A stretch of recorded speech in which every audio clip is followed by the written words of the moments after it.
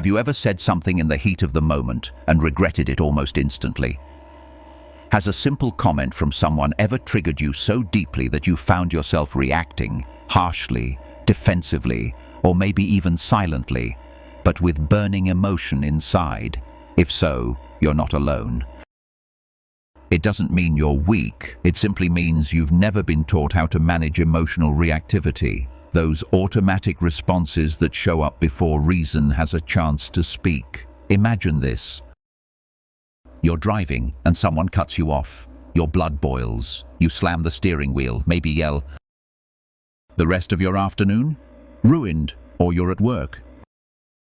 A co-worker gives you a piece of feedback, not even harsh, just honest. But suddenly, you feel attacked. You start spiraling. What did they mean by that? Do they not respect me? These reactions may seem small, but they slowly erode your peace of mind, your confidence, and sometimes even your relationships. And here's the dangerous part. Emotional reactivity doesn't always look like yelling or lashing out. Sometimes it's silent resentment. Sometimes it's withdrawing when you feel hurt. Sometimes it's overthinking and assuming the worst, all without saying a word. And these quiet reactions, they slowly destroy connection, trust, and your own inner balance. I've been there too. I once spent an entire evening consumed by anger, just because a coworker made a careless remark. I replayed it over and over, thinking of what I should have said. But by the next morning, I realized none of it helped. My anger hadn't changed anything. It only drained my energy and made me look less composed than I wanted to be. That's when I started learning, not how to suppress my feelings, but how to understand and redirect them. In this video, I want to share with you the 5 clear signs that you may be emotionally reactive, and more importantly, how to take back control before your emotions damage your relationships, your reputation, or your sense of self. If you often feel triggered, if you find yourself regretting your reactions, or if you've been told you're too sensitive or too defensive, this video is for you. Not to judge you, but to help you see yourself more clearly, with honesty and compassion. And if you stay with me till the end, I promise, you'll walk away with a whole new understanding of the emotional impulses that run your life, and the power you actually have to calm them. Because once you learn how to pause and respond, instead of react, you'll feel more free than ever before. Ready? Let's begin. Sign number 1, you overreact to small things. Have you ever gotten way too angry over something that later you realized wasn't even a big deal? Maybe someone didn't reply to your message right away, and suddenly you assumed they were ignoring you or that they didn't care anymore. Maybe it was just a simple comment, but somehow it felt like a personal attack. This is one of the first signs that you're emotionally reactive. You give too much emotional meaning to things that, in reality, aren't that serious. But here's what really matters. The problem isn't the situation itself, it's the meaning you attach to it. A late reply triggers your fear of being abandoned. A light remark touches an old wound inside you, a part of yourself you might not even be fully aware of. You're not actually reacting to the outside world. You're reacting to the story you've created in your own mind. And if you don't pause and reflect on whether that story is even true, your emotions will take the wheel. You snap. You shut down. You fall silent in resentment. And afterward, you wonder, why did I react like that? Was it really worth it? There's a simple but powerful truth. Strong people aren't those who feel nothing. They're the ones who face their emotions and still choose the right response.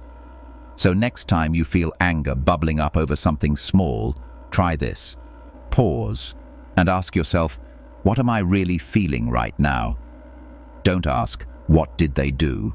Ask, what did it trigger in me? Sometimes that one question is all it takes to pull yourself out of the emotional spiral and return to a place of clarity and calm. Sign number 2, you often regret what you say. Have you ever walked away from a conversation and just a few minutes later thought to yourself, I shouldn't have said that? That was a bit too much. If this happens to you often, it's a clear sign your emotions are overpowering your reason. When emotions rise too quickly, words become weapons, and they can cut deeper than we realize. The sad part is, we usually don't see how much damage we've done until it's too late. By then, the other person has gone quiet, the distance has already formed, and all you're left with is regret. Maybe you spoke out of anger, maybe you lashed out from a place of hurt, or maybe you blurted something out just to protect yourself.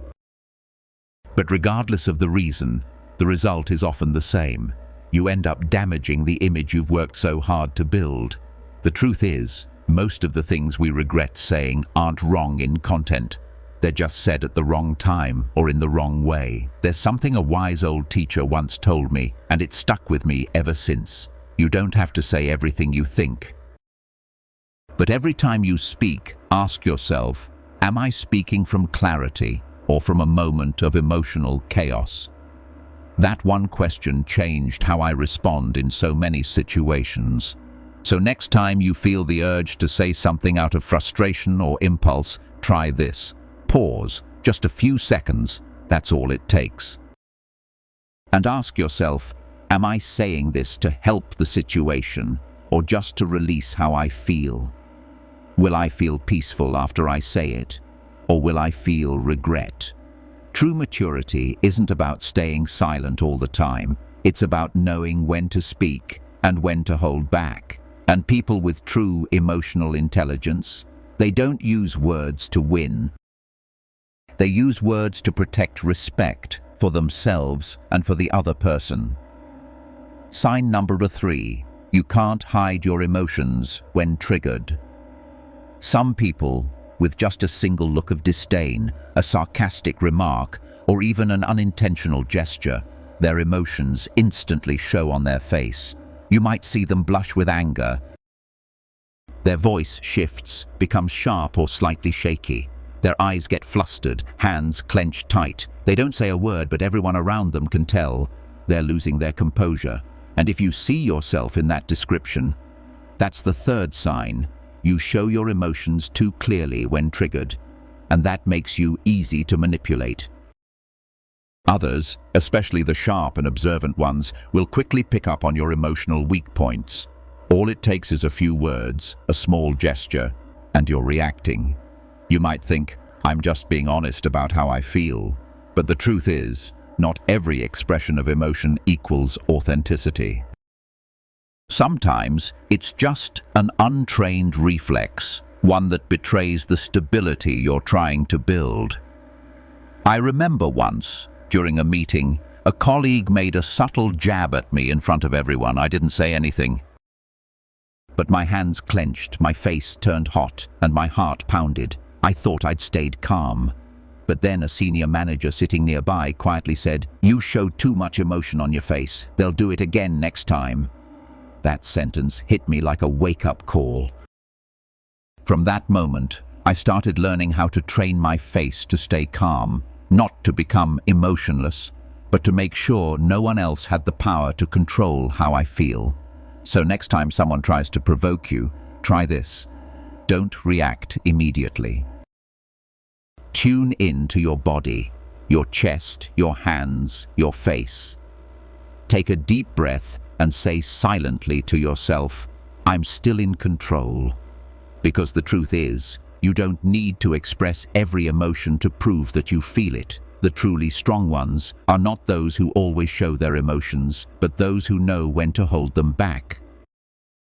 Sign number 4. You react instantly without a pause. Some people react the moment something upsets them. No thinking, no pause, no attempt to understand the full picture. Just pure emotion on impulse.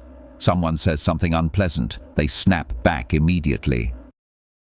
Bad news arrives. They panic, lose control.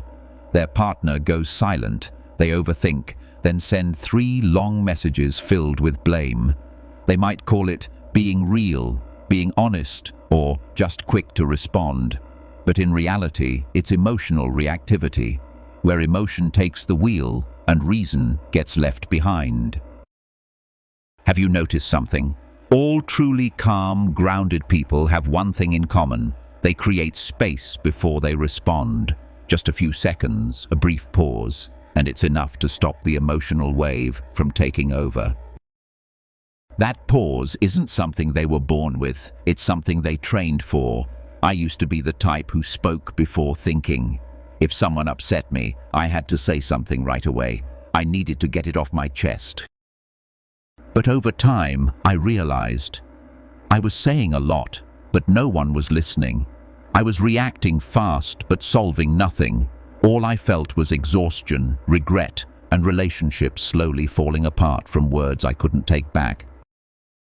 An older friend once told me, emotions are like waves. If you wait 10 seconds, the wave will pass. But if you react immediately, you'll drown in it. From that moment, I began practicing the pause. Not to avoid things, but to take control, to make sure that what I was about to say came from clarity, not chaos. That what I was about to do came from purpose, not impulse. You can start with one simple habit. When you feel triggered, take a deep breath and count down silently from 5 to 1. That's it. 5 seconds of pause can save you from 5 days of regret.